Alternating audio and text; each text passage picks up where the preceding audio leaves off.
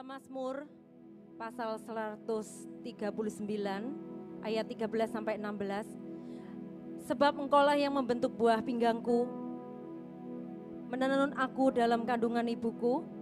Aku bersyukur kepadamu oleh karena kejadianku dahsyat dan ajaib. Ajaib apa yang kau buat, dan jiwaku benar-benar menyadarinya. Tulang-tulangku tidak terlindung bagimu ketika aku dijadikan di tempat yang tersembunyi, dan aku direkam di bagian-bagian bumi yang paling bawah. Matamu melihat selagi aku bakal anak, dan dalam kitabmu semuanya tertulis hari-hari yang akan dibentuk sebelum ada satupun daripadanya. Amin.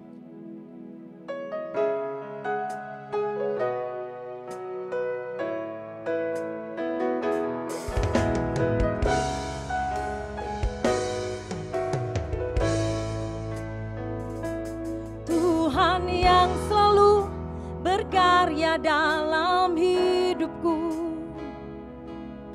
ajarku jalan dengan iman di dalam Yesus. Kau menetapkan rencana yang terindah, penuh kemuliaan dan penuh pengharapan.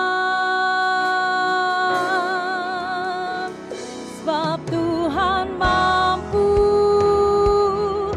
maka semuanya mungkin.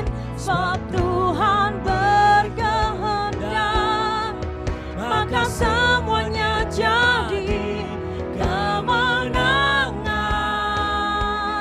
masih bisa terjadi, mujizat terjadi karena Tuhan mampu.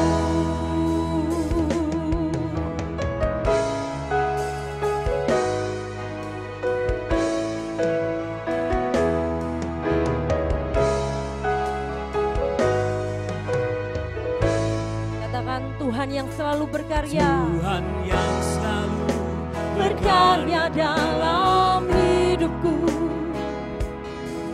ajarku jalan dengan iman di dalam Yesus.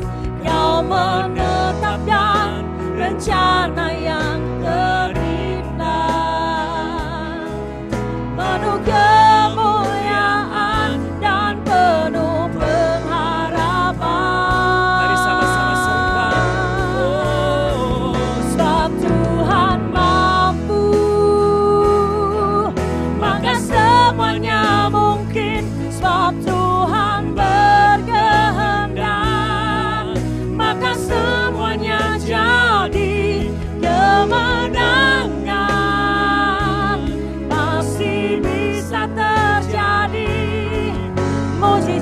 terjadi karena Tuhan mampu. Sebab Tuhan mampu, maka semuanya mungkin. Sebab Tuhan berkehendak, maka semuanya jadi. Kemenangan masih bisa terjadi, mujizat terjadi karena Tuhan mampu. Oh, Tuhan mampu, maka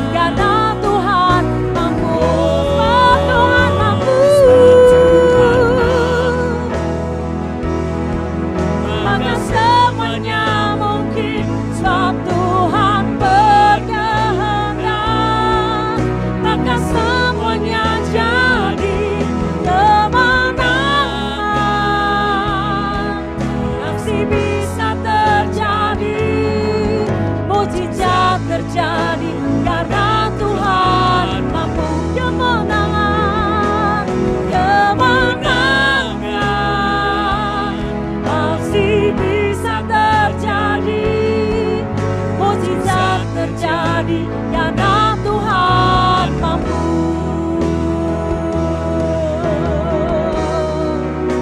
Sebab Tuhan mampu, sebab Tuhan sanggup. Mari kita sembah Dia, Tuhan yang berkehendak, maka semuanya jadi. Haleluya.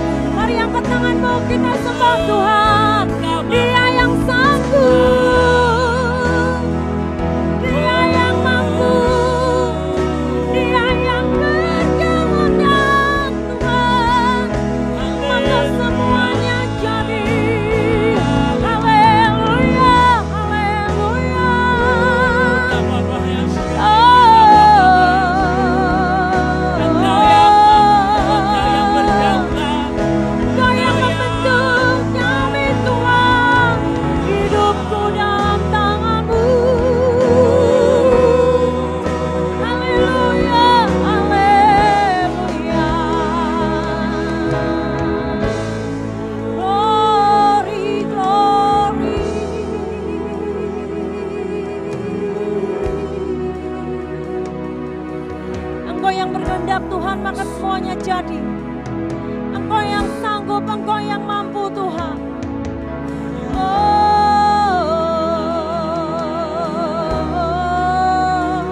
Mari jemaat Tuhan, angkat suaramu, nyatakan Haleluya, haleluya. sebab Dia yang layak. Oh, kemenangan terjadi, kemenangan terjadi. Haleluya. Haleluya. Glory, glory. Haleluya, haleluya.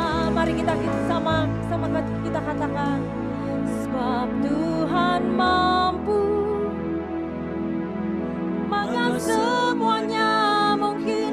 Sebab Tuhan berkehendak, maka semuanya jadi. Kemenangan pasti bisa terjadi, mujizat terjadi karena Tuhan mampu. Sebab Tuhan mampu, maka semuanya mungkin. Sebab Tuhan berkehendak, maka semuanya jadi. Kemenangan pasti bisa terjadi, mujizat terjadi karena Tuhan Sama-sama serukan. Sebab Tuhan mampu, Haleluya. maka semuanya mungkin. Sebab Tuhan berkehendak, maka semuanya jadi. Kemenangan pasti bisa terjadi, mujizat terjadi karena Tuhan mampu. Kemenangan, kemenangan pasti bisa terjadi, mujizat terjadi karena Tuhan mampu. Kemenangan, kemenangan pasti bisa terjadi, mujizat terjadi karena Tuhan mampu. Haleluya. Haleluya. Mari kita bersorak-sorai bahwa Tuhan mampu, Tuhan sanggup. Serukan haleluya. Haleluya, haleluya. Haleluya. Haleluya. Kita mau mengucap syukur, kita mau berterima kasih. Katakan matur nuwun Gusti Yesus, matur nuwun.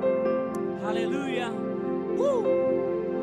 Matur nuwun, matur nuwun, matur nuwun Gusti Yesus, kula matur nuwun. Matur nuwun, matur nuwun, matur nuwun Gusti Haleluya. Yesus, kula Mari jemaat matur Tuhan, nuwun. kita mau bersorak-sorai buat Tuhan kita. Haleluya. Sajeke aku nderek Gusti, Katakan uripku, uripku tansah tansah diberkahi, hatiku ayem tentrem, hatiku ayem tentrem. Kabeh iku Gusti Yesus kan mari. bersama sajeke, Sajeke aku nderek Gusti, uripku uripku tansah diberkati, hatiku ayem tentrem, hatiku ayem tentrem. Kabeh iku Gusti Yesus kan mari. Katakan Matur nuwun,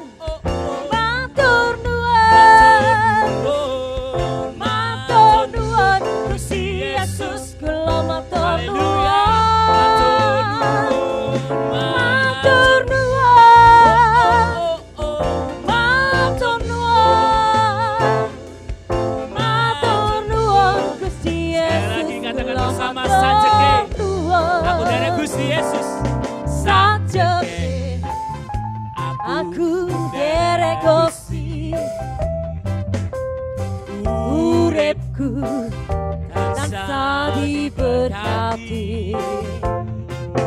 Hatiku ayam tentrem, hatiku ayam tentrem, kabeh iku Gusti Yesus kan mari.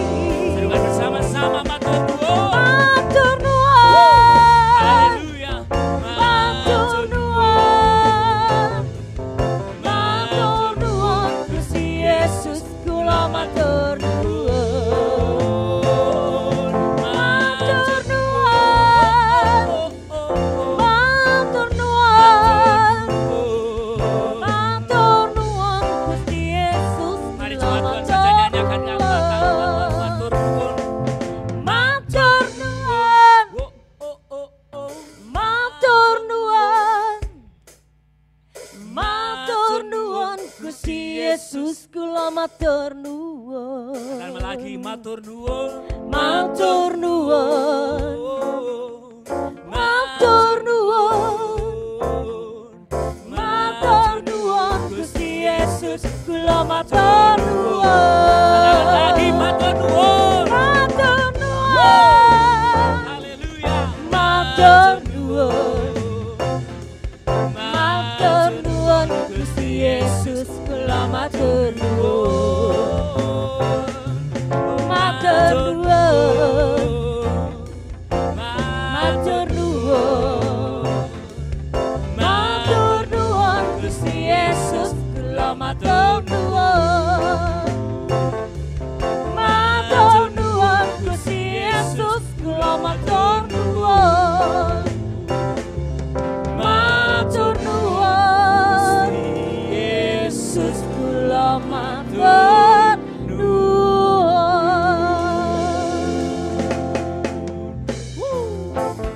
Haleluya. Kita mengucap syukur buat kebaikannya. Matur nuwun. Haleluya. Haleluya. Saudara-saudara dikasih Tuhan, kita akan mempersiapkan hati kita untuk kita bersama-sama mendengarkan firman Tuhan. Mari kita minta kepada Tuhan untuk mengajar kita. Supaya firman-Nya tertanam di dalam hati kita. Ajar kami Tuhan menghitung hari-hari agar kami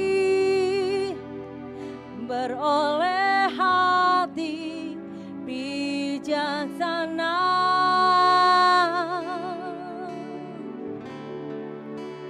Ajar kami Bapa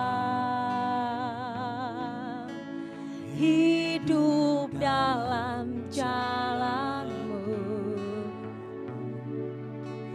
agar semua rencana-Mu digenapi.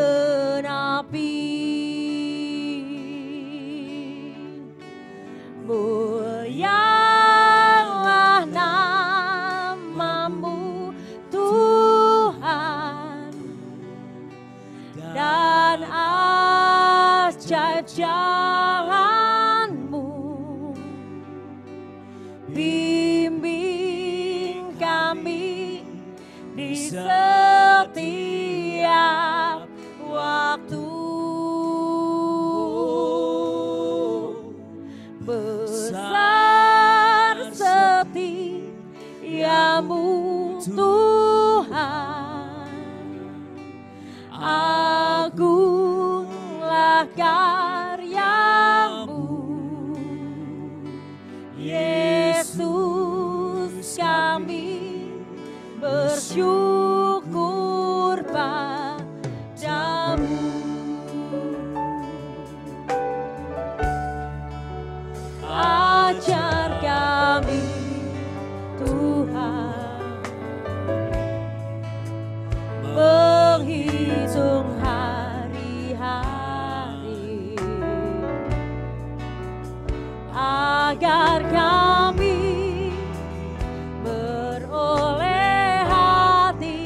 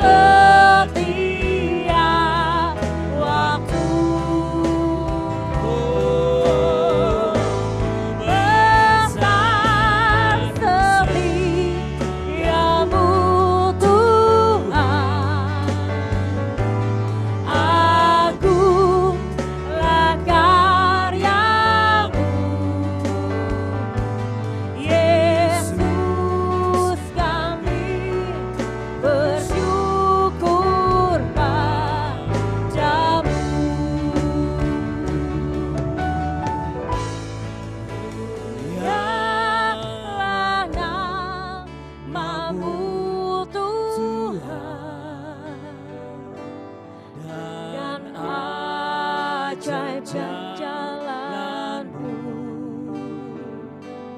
bimbing kami di setiap waktu. Besar setiamu Tuhan, agunglah karyamu, Yesus kami bersyukur padamu, Yesus kami bersyukur, Yesus kami bersyukur padamu.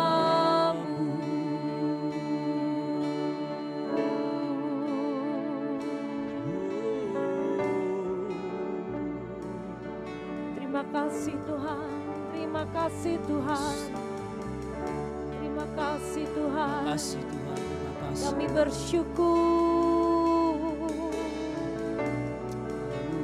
Haleluya, haleluya, haleluya. Terima kasih Tuhan. Biarlah Roh Kudus-Mu yang bekerja di antara setiap kami, untuk menjamah setiap hati. Biar setiap orang yang boleh menyaksikan tayangan ibadah ini, kami dikuasai sepenuhnya oleh Roh Kudus, Kau mencengkeram hidup kami Tuhan. Tuhan, Kaulah hikmat dan pewahyuan bagi kami semua. Singkapkanlah kebenaran firman Tuhan bagi kami Tuhan. Supaya hidup kami semakin mengenal Engkau, supaya kami semakin berbuah bagi kerajaan-Mu Tuhan. Terima kasih Tuhan, terima kasih. Berkati kami semua Tuhan dengan firman. Sesungguhnya kami siap untuk mendengarkan. Di dalam nama Tuhan Yesus Kristus, kita yang semua siap, katakan bersama, amin.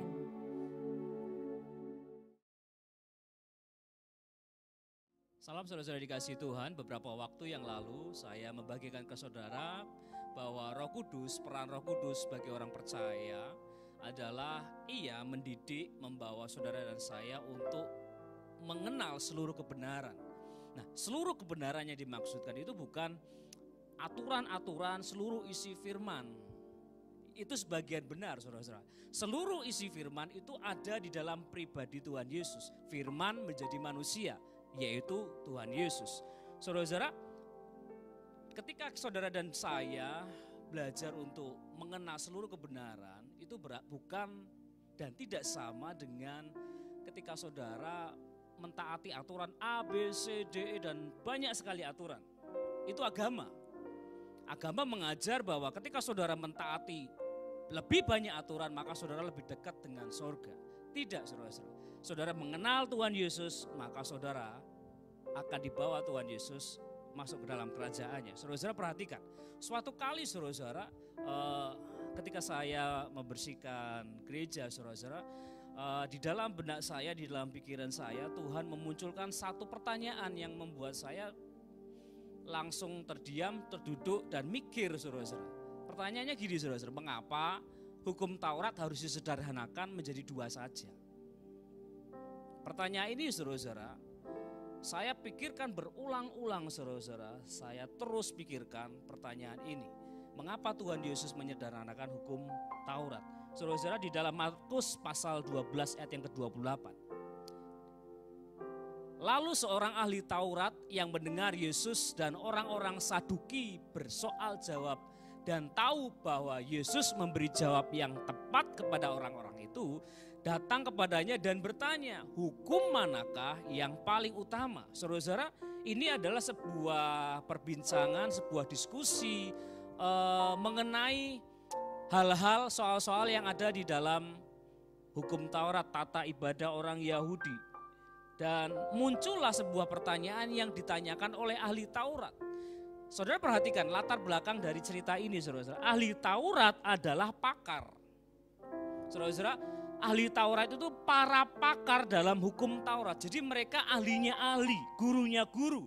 Mereka adalah guru besar, profesor, peneliti hukum Taurat yang menerangkan hukum Taurat itu sendiri bagi orang Yahudi, agama Yahudi, dan bertugas menyusun peraturan-peraturan dan ketentuan-ketentuan untuk setiap situasi kehidupan keagamaan Yahudi. Jadi ahli Taurat ini berarti mereka sudah benar-benar master tentang hukum Taurat. Saudara ketahui bahwa misvot, perintah Allah, saudara-saudara, itu sekarang yang dikerjakan oleh orang Yahudi ada sekitar 613 aturan yang sangat banyak untuk mereka taati. Dan kemudian muncullah pertanyaan ini, yang utama itu yang mana? Di ayat yang ke-29 saudara-saudara, jawab Yesus, hukum yang terutama ialah, perhatikan saudara-saudara, dengarlah hai orang Israel, Tuhan Allah kita, Tuhan itu Esa. Kasihilah Tuhan Allahmu dengan segenap hatimu dan dengan segenap jiwamu dan dengan segenap akal budimu dan dengan segenap kekuatanmu. Ayat 31, dan hukum yang kedua ialah kasihilah sesamamu manusia seperti dirimu sendiri. Tidak ada hukum yang lebih utama daripada kedua hukum ini. Jadi di antara ratusan hukum yang lain saudara-saudara, dua hukum ini adalah hukum yang terutama. Tuhan Yesus meringkas semua hukum itu saudara-saudara. Dari 10 hukum yang utama, hukum Taurat saudara-saudara, kemudian berkembang menjadi hukum-hukum, banyak sekali hukum saudara-saudara, 613 jumlahnya saudara-saudara. Kemudian Tuhan Yesus ringkas menjadi dua saja. Pertanyaannya mengapa? Pertanyaan ini saudara-saudara saya terus pikirkan selama beberapa hari saudara-saudara. Kemudian saudara-saudara, ada satu peristiwa di dalam Matius pasal 19 ayat 16 dan 22. Saya sudah berulang kali membaca ayat ini, saudara, saya rasa saudara juga sudah membacanya berulang kali. Dikatakan Matius pasal 19 ayat 16 sampai 22, saudara bisa membacanya dengan lengkap. Ada seorang datang kepada Yesus dan berkata, Guru, perbuatan baik apakah yang harus kau perbuat untuk memperoleh hidup yang kekal?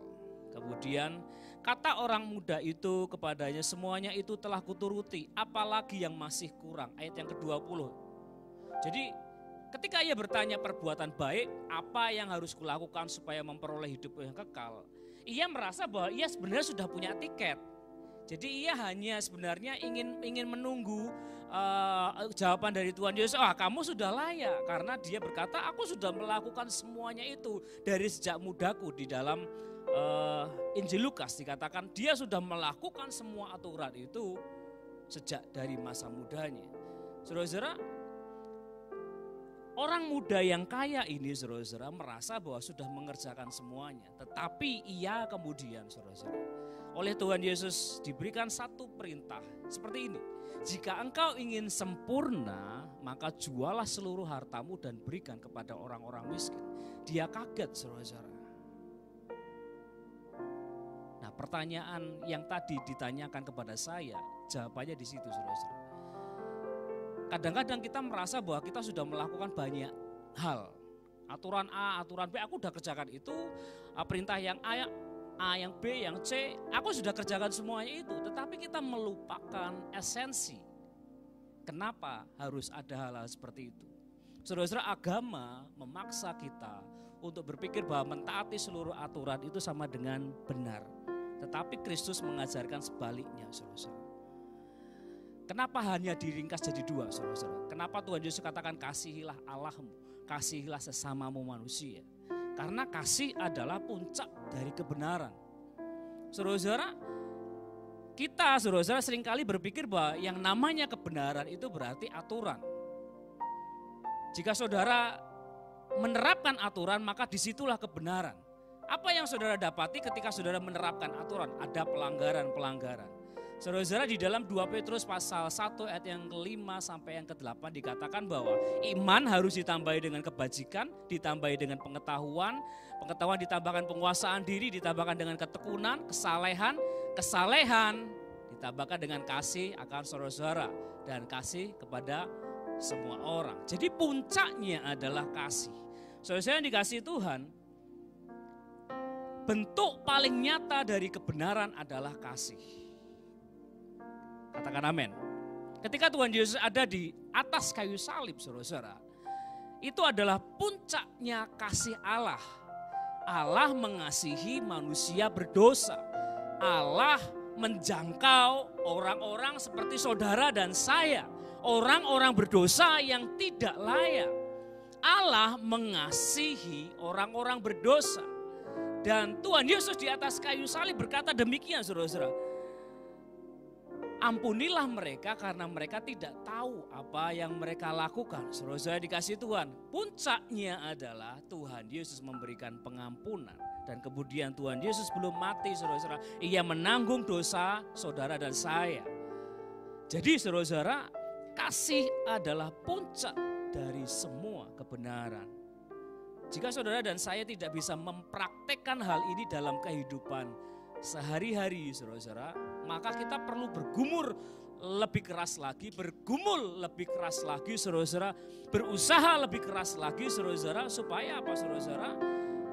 Kebenaran yang Tuhan nyatakan dalam hidup kita melalui Tuhan Yesus bisa kita praktekkan. Dan yang kedua, saudara-saudara, kasih berbanding terbalik dengan aturan.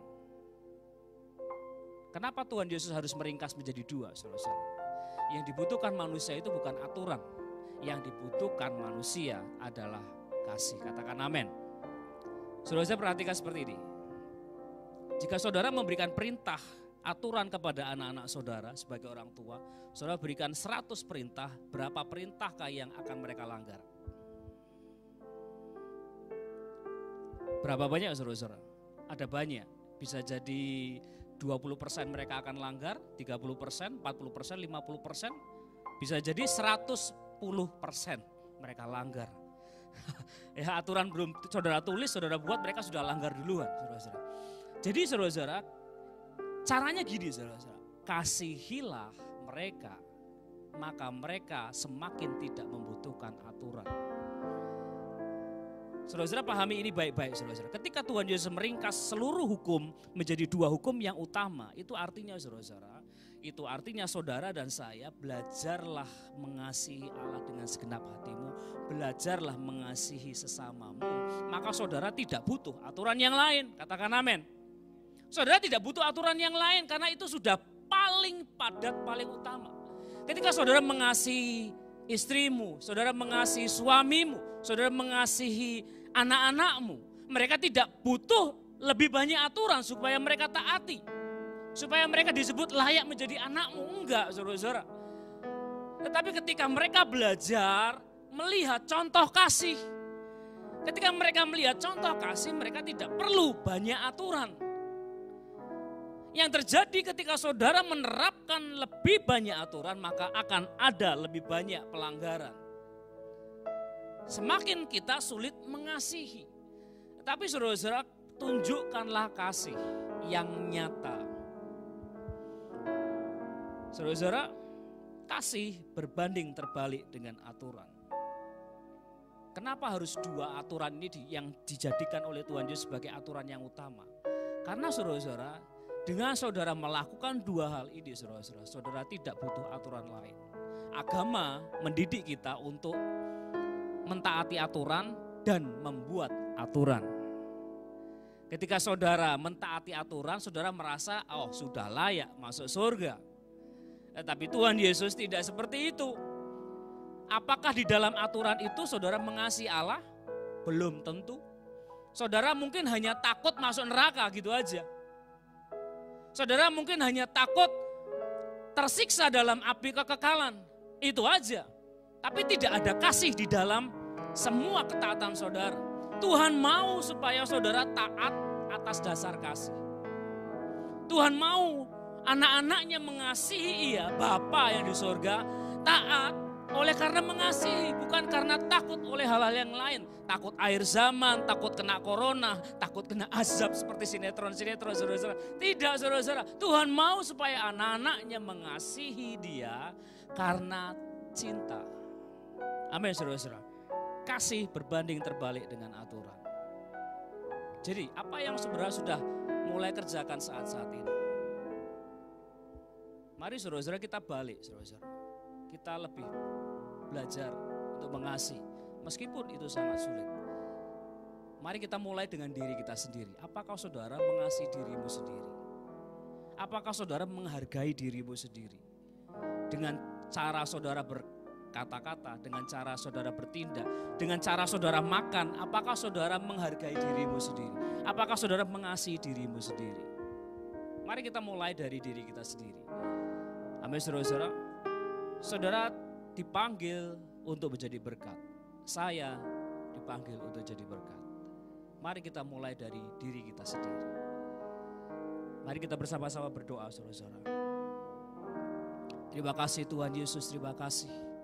Kami mengucap syukur buat kebaikan-Mu yang Kau nyatakan saat ini.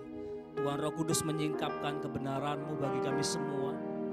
Biarlah hikmat dan pengertian, roh pewahyuan itu Tuhan nyatakan bagi kami semua.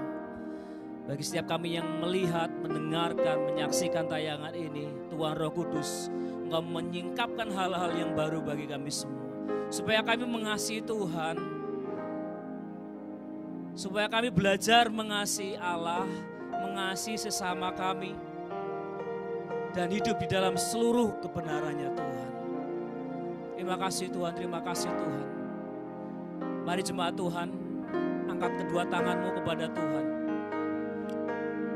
Mari terimalah berkat yang dari Bapa, Allah yang maha baik, yaitu Allah Bapa yang dinyatakan melalui pribadi Tuhan Yesus Kristus. Dan Tuhan Roh Kudus yang sampai dengan saat ini, sampai dengan kesudahan zaman itu yang memimpin kita kepada seluruh kebenaran.